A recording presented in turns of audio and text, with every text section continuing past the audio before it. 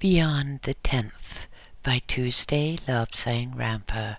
Read for you by BlueFriend in beautiful BC. Chapter 5.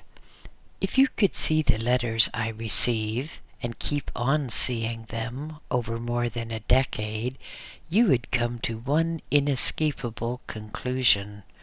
Readers are queer people. Not you, of course, but all the other readers, or rather some of them, because some are very, very nice indeed. One constant type of comment I get is that I should send more copies of my books free to public libraries. People write in and tell me they can't afford the price for my paperback books, and they can only read, they tell me, if I supply them free to libraries. Well, I'm not much in favor of that idea. An author makes his only living from royalties on books. If I write a book, I get 10% of the profit. 10% in some countries, 7% in others, and always on the lowest selling price. If a book is sent from England, where it is very low priced, to America, where it has to bear the cost of shipping, etc., I do not get the royalties on the higher American price. I get the royalties on the lower English price. Royalties on the profit, mind you, after all expenses have been taken off by the publisher. I also have to pay an agent or 2 agents, and sometimes from my 10% I have to pay 20% in agents' fees. Then there are taxes, and an author, all too frequently, encounters double taxation. That is, he pays full tax in one country and then has to pay tax on the same sum of money in another country. And, believe me, that knocks all the gilt off the gingerbread, and you end up with hardly any bread at all. In addition, I have to pay quite a lot of other things, stationery, envelopes, stamps. And let me remind you also that an author who answers letters is the worst paid man in the world. A buck navvy who leisurely digs a hole in a road is paid for his work. He's paid for his time.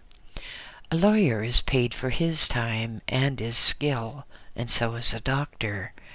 But people write to an author actually demanding this or that service, or this or that gift, and 9 times out of 10 they don't even enclose return postage. If they do, it is all too frequently postage from another country. For example, people in America who send stamped addressed envelopes put American stamps on which, of course, cannot be used in a sovereign state such as Canada. So what is one to do then? Pay the cost of the stationery, the printing of the letter heading? Some letters have to be typed. That again costs money, and the postage has to be met. So, as you will agree, people write to an author and expect all for nothing. I actually had a person write to me and tell me they had bought one of my books. As such, he was entitled to my whole services, he told me. He said that he had read in the back of the book that I was asking people to write to me. It never entered his head that I was asking people not to write to me. As an author, I depend upon royalties, and if people borrow books from the public library, I do not get any payment. And yet, the ones who borrow from a public library are the ones who are most demanding in their questions and requirements. I've had a person write to me and tell me that she had read one of my books, and you may now send me complimentary autographed copies of all your books, and I want an autographed photograph of you too. Well, what would you reply to that, dear reader? One gets various amusing incidents also. I am highly amused at the behavior of a little group of people in Adelaide, Australia. I call them the Apes of Adelaide. These are a little gang who have been in trouble, it seems, with the police. Now, I had someone write to me, telling me various things in confidence, and asking, did I recommend these people? I wrote back and said, no, I did not. Since then, I've had dozens of obscene letters from these people, and every so often I get perhaps 9 or 10 which say, I hereby disconnect from you. It strikes me as rather amusing, because we've never been connected. So how can one disconnect that which has never been connected? I am informed that this gang have a requirement now that anyone who joins them, poor unfortunate soul, has to put a name, any name, to one of these pre-typed slips and mail it off to me. Well, it's good for the postal authorities. It's also very good for the police, because I mail the whole lot back to the police at Adelaide, complete with the envelopes, so they can keep a file of these names and the handwriting. As those police have informed me, they are investigating this little gang. I await developments with the greatest of interest. So, Apes of Adelaide, I send you my greetings, and I'm still puzzled how we can be disconnected when we have never been connected. Another person in Vancouver wrote to a friend of his, who promptly informed me, saying that Labsang Rampa could not be genuine because in one of his books he says he does not like the Irish tax collector. Yet another from Vancouver heard that I was poor, very poor, and this good lady promptly said that I was obviously a fake if I was poor, because if I was genuine, money would come to me and I would be a millionaire. It did not occur to her, apparently, that there are some things more valuable than gold or diamonds. Actually, she's barking up the wrong tree, because a person who really can help others in the occult does not make a charge. He does not put things on a commercial basis. If people want to make a gift of money to help out, well, that's acceptable, but such people are rarer than hen's teeth. There are compensations, though. There are very many nice people who write. I've had a letter telling me that a noted seer is of the opinion, and has so stated publicly, that Labsang Rampa has done more for the occult world than any other person on or off the earth. Quite a nice compliment, eh? Certainly it is one which I very greatly appreciate, because whatever some people think, I am trying to do a job in helping others know what all this is about in this life and after this life. Yes, there are compensations. There are good people. More than a decade ago, when I first came to Canada, I had a letter from a woman, and by psychometry I judged that she was a nice person and genuine. She asked if she could come and see me. Well, at that time I had a car. Now I have a wheelchair, and I can't afford a car. So I decided that I would drive to her house and just give her a nice surprise.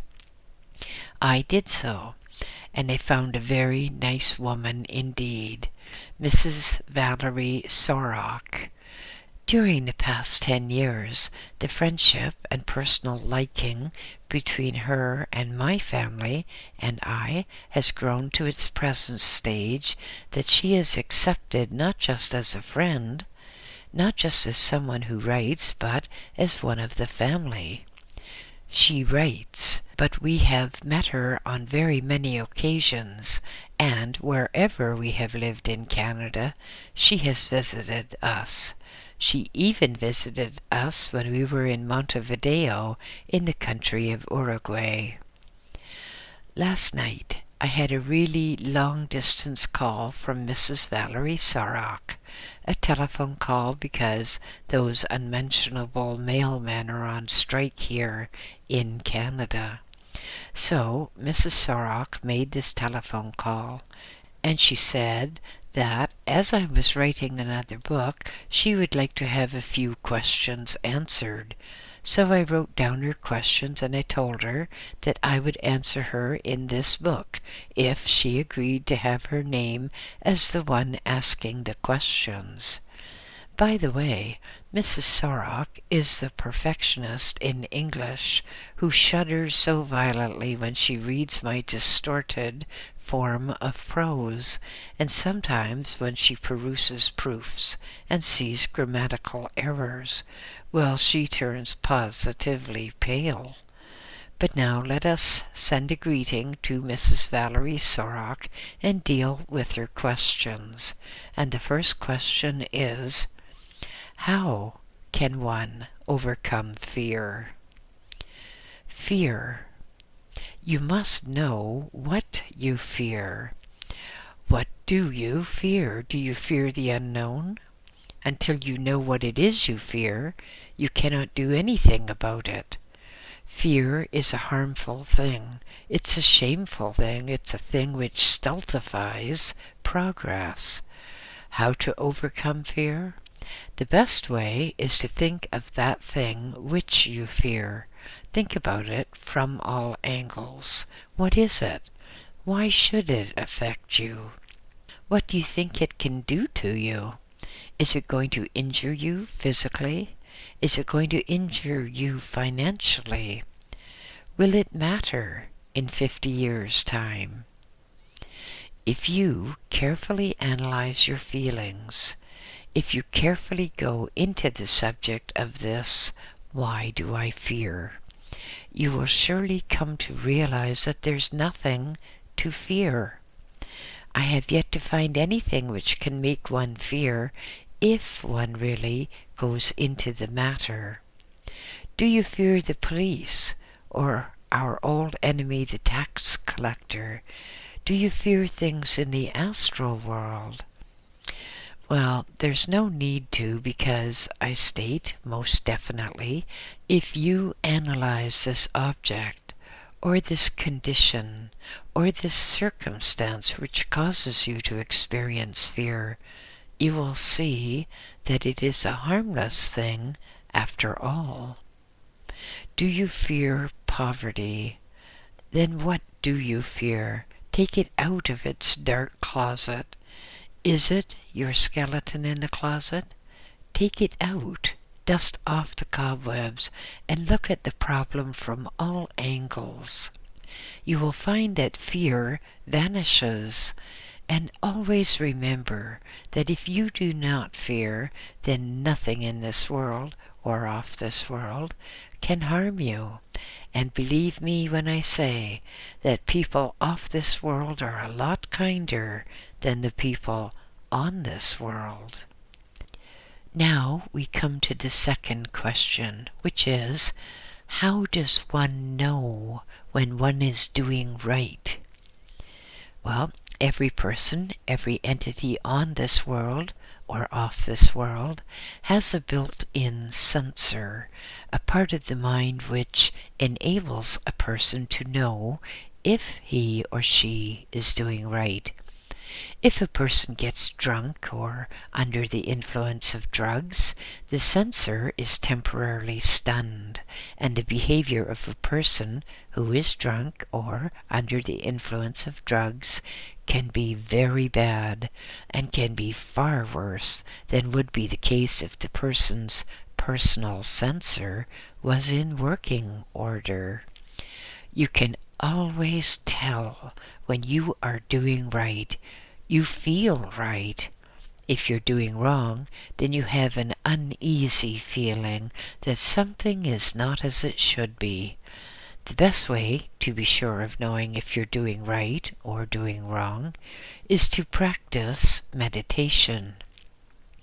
If you wrap yourself in your meditation robe, you insulate yourself from the rest of the world, and your astral form can become disengaged from outside influence and can give you enlightenment direct from the Overself.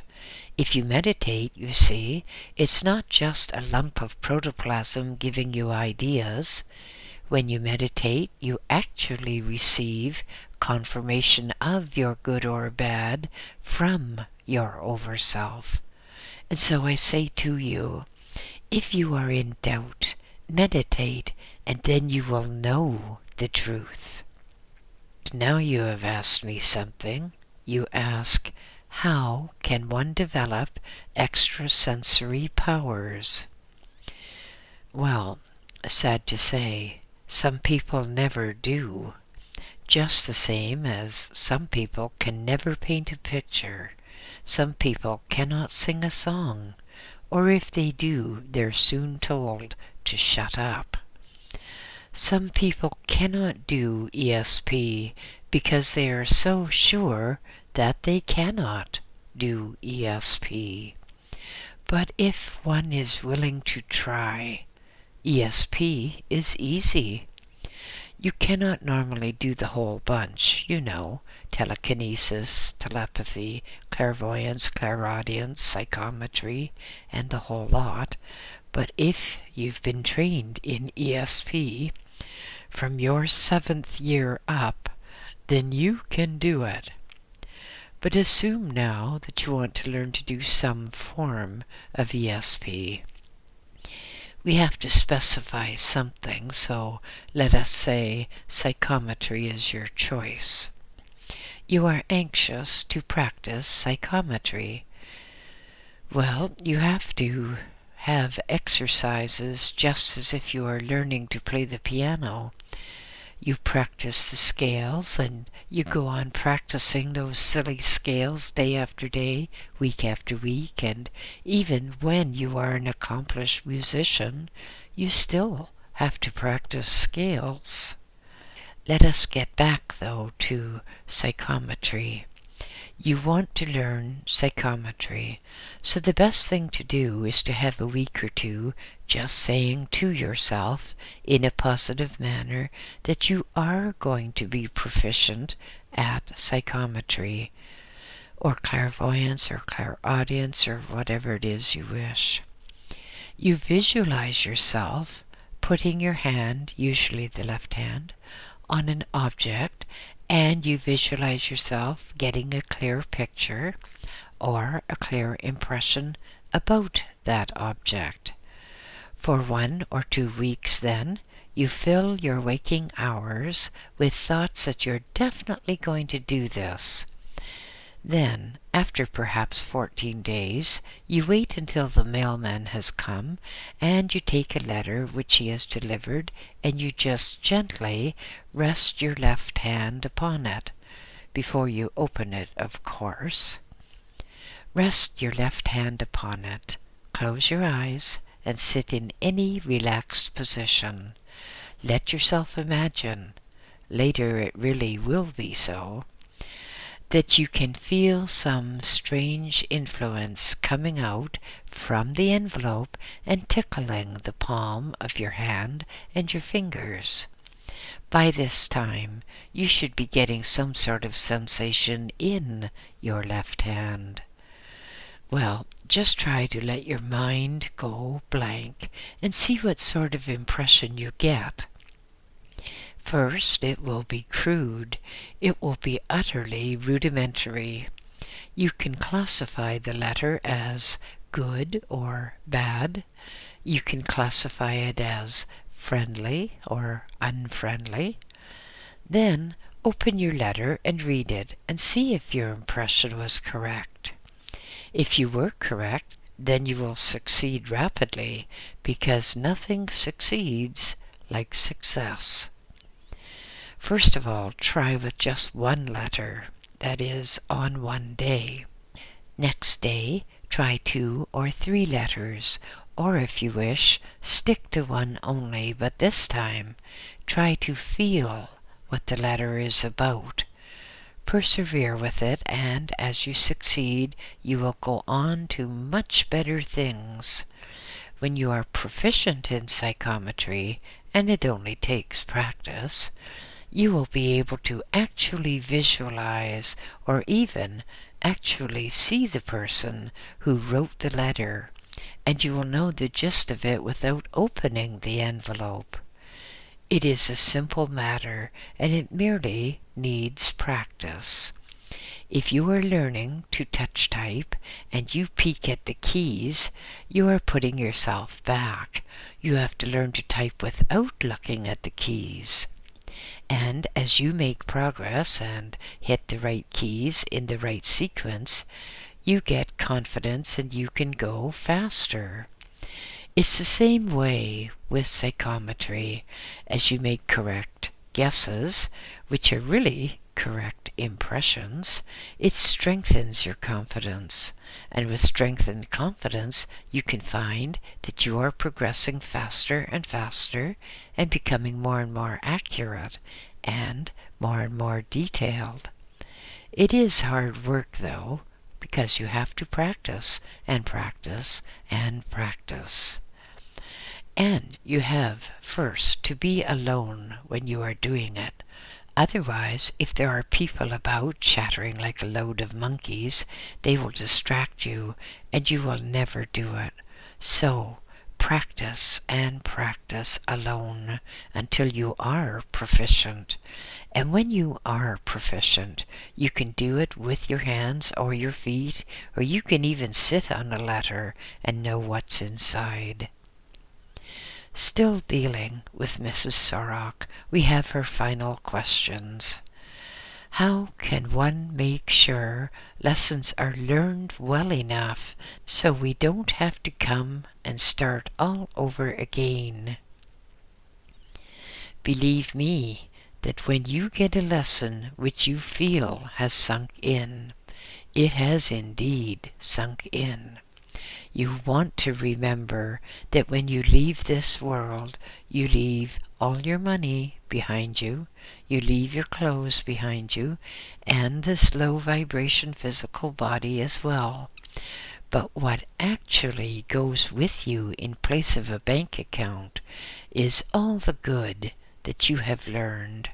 So if you have had a lesson or two, that goes with you, and you have the results of that on the other side. Supposing you're having difficulty with some man. You decide on a certain course of action to bring him to heel, and then you weaken when the time comes for you to implement that course of action. Well, that sets up a negative. It sets up a black mark against you. If you have decided to do a certain thing which you believe to be right, then you must, at all costs, do that thing which you believe to be right. If you start to do it and turn back, then it acts as a negative. It acts as a barrier, and as some great difficulty which later has to be overcome. To answer your question, then, how to make sure that you learn your lessons well enough so that you do not have to come here again. Decide upon what you believe is a correct course of action, and having decided upon that correct course of action, let nothing divert you from your course. Then you will be doing right. and you will not have to come and learn it all over again. You can also practice the old immortal law, do as you would be done by. If you do that, then you have learned the great law of all, and you do not have to come back and start all over again. So, let us say goodbye to Mrs. Valerie Sorok on these questions and turn to something else, shall we? Questions, questions, questions. All right, what is the next question? You write in your books about two Siamese cats, one called QE and the other called Fifi. What happened to them? The Lady QE is not upon this earth any more. She was doing very well, but then I was a victim of a wholly unjustified, entirely unwarranted press attack, and the Lady QE, who, like me, had had a very hard life, was not able to put up with any more sorrow or persecution. And so the Lady QE passed away from this earth. I visit her in the astral, and she visits me. Mrs. Fifi Grey Whiskers also has left this earth, but she was old and blind. She was gravely handicapped by the beastliness of humans. She is not handicapped any longer, for she can see, and she has a very, very sweet nature. I visit her too in the astral, and she visits me. These two have their representatives here. One is Miss Cleopatra, a Seal Point Siamese, and I must say that she is the most intelligent animal I've ever met. If one were awarding IQs, one would place her IQ rating very, very high indeed. She is brilliant. The other representative is Miss Tadalenka, and she's a Blue Point Siamese. She is exceptionally kind-hearted and most maternal. She comes into my room at night and really looks after me, and they both are the finest of all companions during the long, sleepless hours of darkness. Never let anyone say that humans are superior to animals, for these two, Cleopatra and Tadalenka, have personalities which in a human would raise them to sainthood, and that is truly meant. Another person writes, in one of your books you imply that the Christian religion is breaking down and there will be trouble in the Vatican in years to come. Don't you think that Christian religion will conquer all? Actually, it's not what I think. That doesn't matter.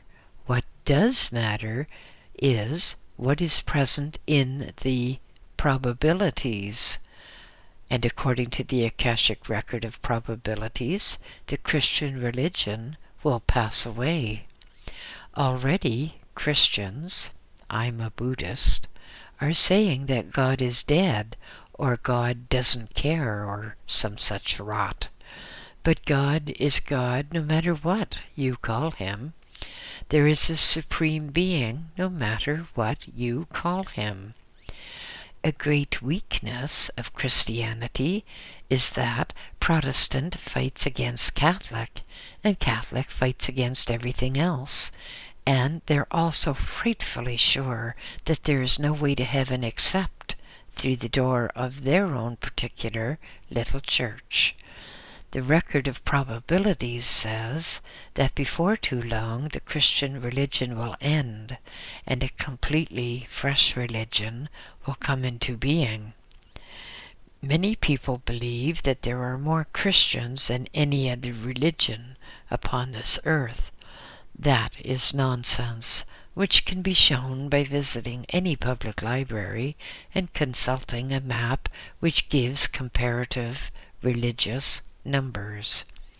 the Christian religion will end then, and a completely fresh religion will take its place, in which some of the priests, most of the priests, will have a far greater understanding of people than do the present Christian priests, who are scared stiff to discuss anything and who can only talk in platitudes or parables.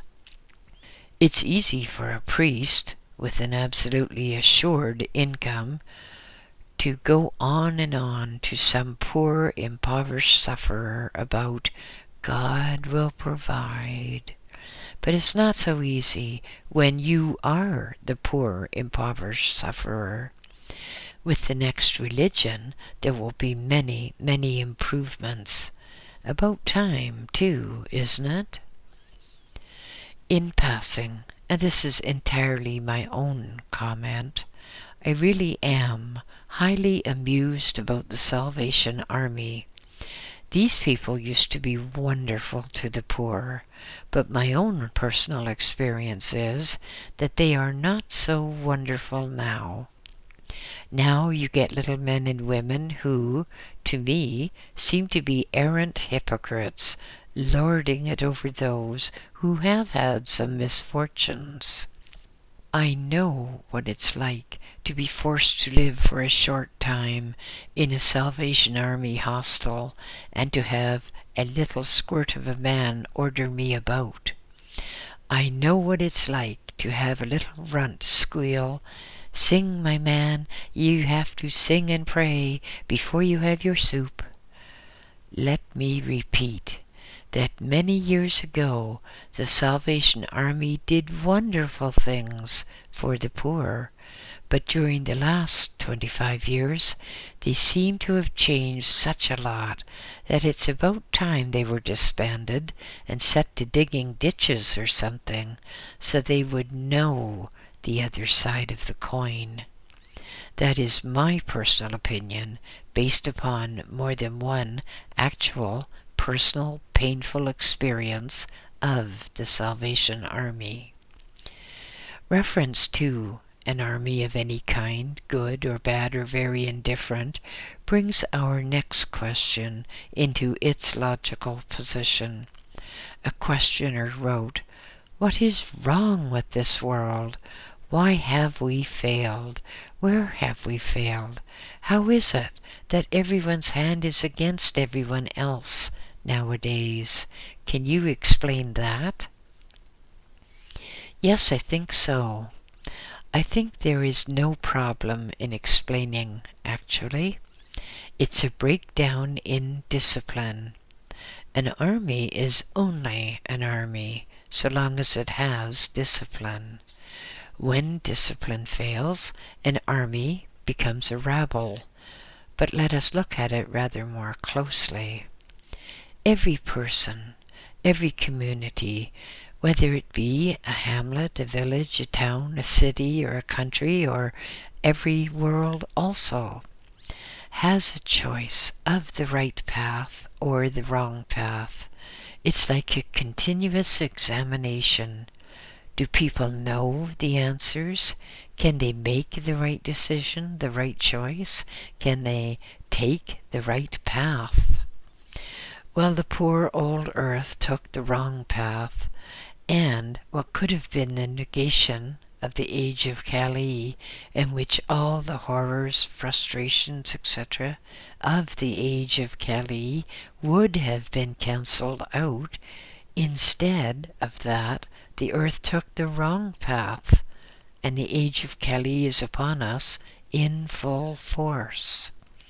This is how it started. In 1914, World War I began. Men were sent to the fighting forces, and because of avaricious munitions makers and others of that ilk, women were beguiled into cutting their hair short, putting on trousers and entering the factories, taking over the jobs formerly held by men. Women went to work. Women sought what they blithely called equality with men.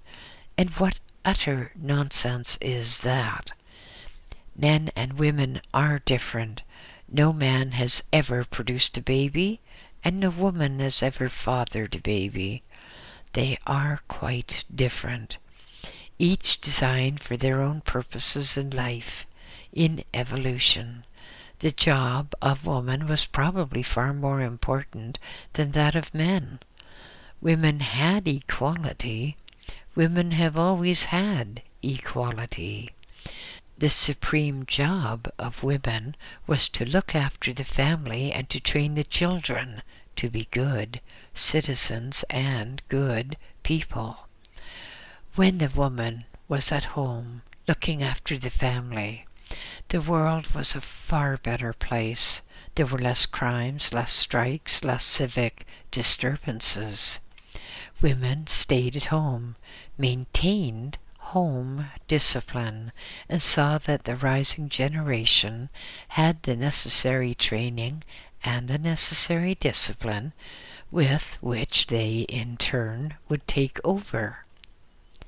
But then women entered the factories, entered the shops, they drove buses, they did everything. And what happened? Young children were shoved out into the streets to play, to look after themselves. Young children, almost as soon as they could totter, were left to fend for themselves and go to a drugstore for a hurriedly snatched meal. The weaker characters among these young people, these quite young children, were soon dominated by stronger and harder and more vicious characters in the community. Soon children were racing about in gangs like pack rats. There is no longer a respect for law and order. A policeman is an object of derision. Everything is done by children to break the law. They lie, they steal, they gamble, and their sexual precociousness makes one wonder what is to happen next. Parents no longer have any real authority over their children. Children stay out at all hours of the night and day, and they are not responsible to anyone.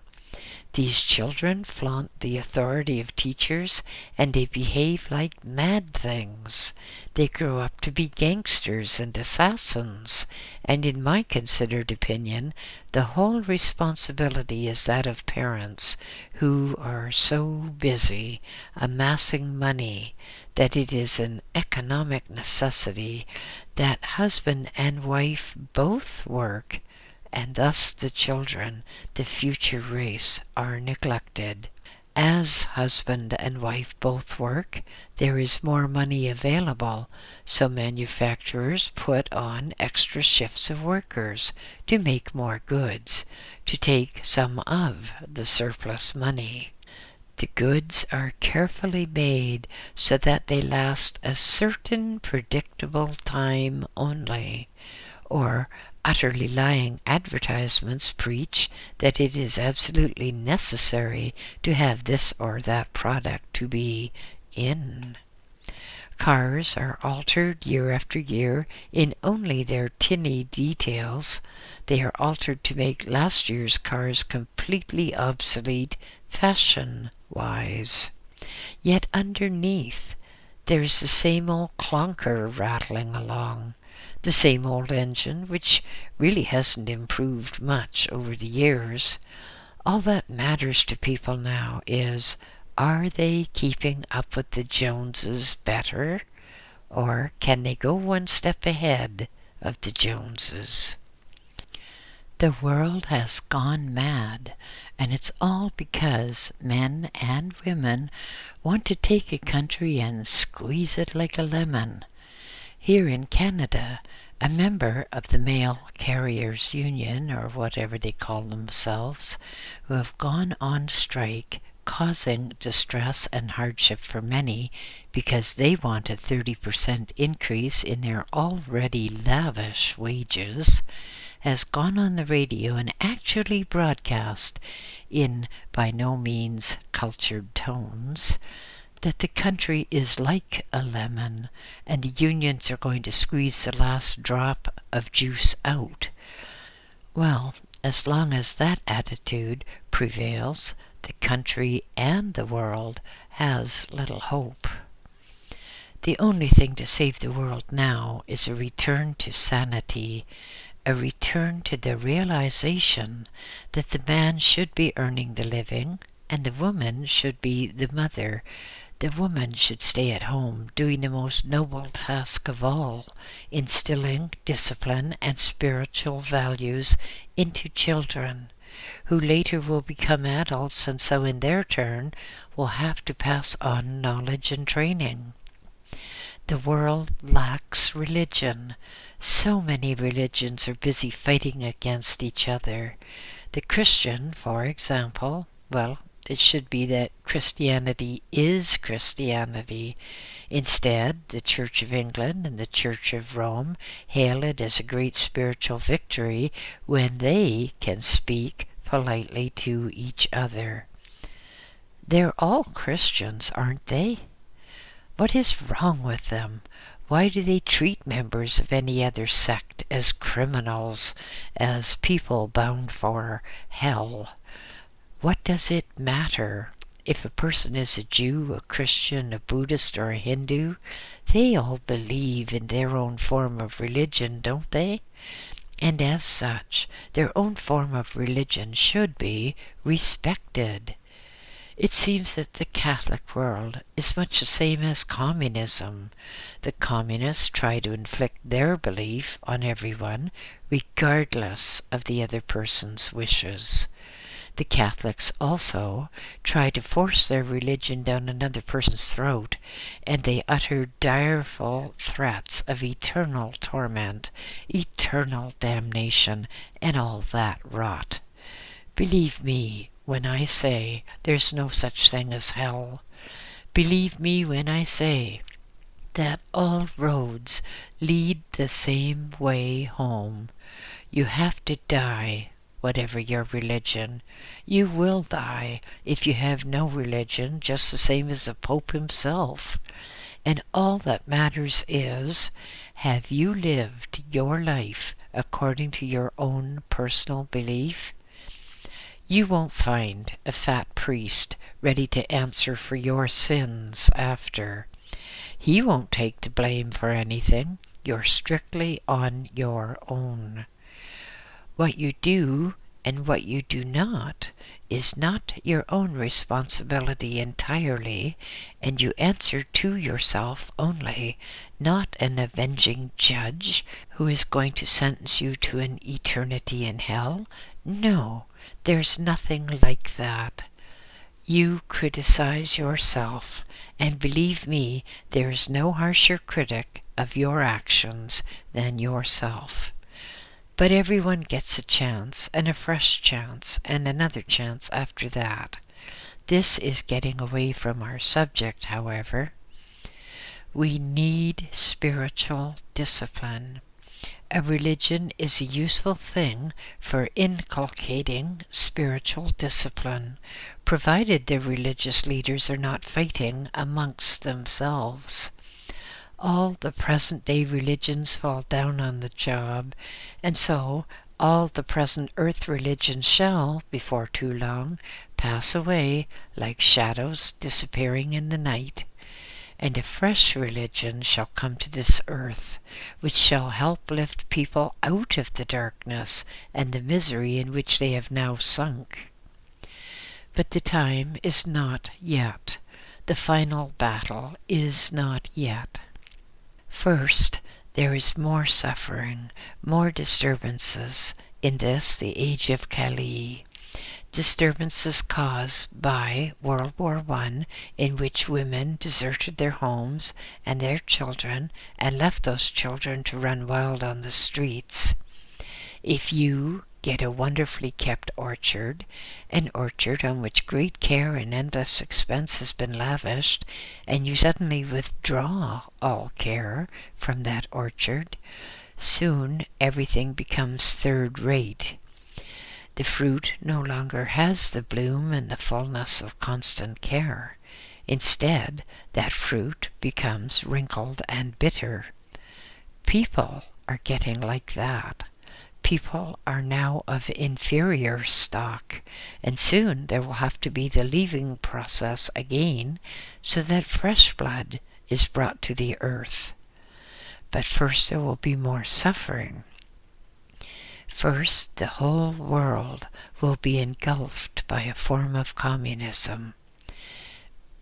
Not the communism of China, where even clocks and cars are supposed to run by the illustrious thoughts of Chairman Mao Zedong, and where apparently if a person has some interior obstruction, he just thinks of old Mao Zedong. There is such a disturbance that everything is cleared away immediately. So Earth is in for a sickener. Earth is in for a bad time. Let's face it frankly. Everything is going to be engulfed in this form of communism. Everyone will be given a number. They might even lose their names and identities. All these strikes are going to price things out of existence. The unions are gaining more and more power, and eventually their takeover will be a major step towards the ruination of Earth. Eventually the press lords, like the robber barons of old, will mobilize their private armies of press workers, and they will go to even lower depths in their attacks on people. Attacks which are so difficult to stand against when even the meanest type of reporter can write things in the columns of his paper and the attacked person has no redress whatsoever. This isn't justice. This isn't fair. And it's this type of subhuman person who is ruling the earth today and will bring the earth down even lower and lower until, having unnecessarily touched rock bottom in this, the age of Kali, the indomitable spirit existing in some people will shudder with the shock and the shame of what has fallen upon the earth, and the spirit will revolt and will take action which will enable earth and the peoples of earth to rise again. But it may be necessary for the people of space, the gardeners of the earth, to come and give assistance. This is the age of assassination. A great religious leader, Martin Luther King, was assassinated. He was a good man and had much to give this earth. As for the others, well, they were just political people, and I do not want to tread on anyone's toes. History will prove that these were dwarfs raised to giant stature only by the appalling power of their advertising machine. An advertising machine which blew out a lot of stinking hot air and made dwarfs appear like giants. Just as you can get a toy soldier and by placing a light behind him you can make his shadow giant size on the wall behind. But here too, the toy soldier's shadow is a shadow only, something without substance, something that will soon be forgotten. Martin Luther King was no shadow.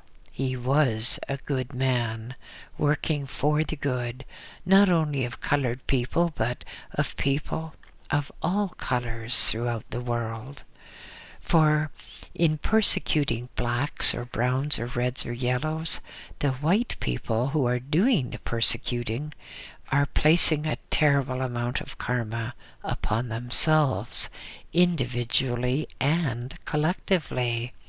And whatever they are doing now to the colored people will have to be atoned for in suffering and toil and humility. There would still be time to save this earth from its degradation, from its shame. If only women would return to their homes and look after the children and see that those children had proper training, because it is the lack of training which makes it possible for assassins to go about their filthy work. It is the lack of training which enables race riots to take place, and looting and rape. These things were not common in the days when women had more than equality at home, when she occupied this supreme place of honor as mother to her family. It would be much, much better if the criterion of womanhood could be: how well behaved are her children? How contented is her husband? How useful is this woman to the community? Is she an example to others? If so, she's a woman to be proud of. Now, sad to say, a woman is judged by her mammary development, whether they stick up or down, how accessible they are, how many husbands she's had. Sex is a wonderful thing, but this isn't sex. The people who go in for this type of thing are immature. They don't know anything about love, but only about the most functional aspects of procreation. And then, interestingly enough, most of these sex queens are as impotent as a eunuch who has been treated twice by mistake. If all of us could issue a prayer that a great leader would come to earth and help straighten out the mess, that great leader would come, not with flaming sword and embattled hosts, because wars never settle anything. Wars just make misery. Wars make more troubles. It's not necessary to have any of those things. The way of peace is the best, and the best way to get peace is to get women back in the homes, teaching decency to the male members of the family. They can do it, you know. Remember the old saying, a woman who is good is very good, but a woman who is bad is worse than any man could ever be, no matter how bad. End of chapter 5.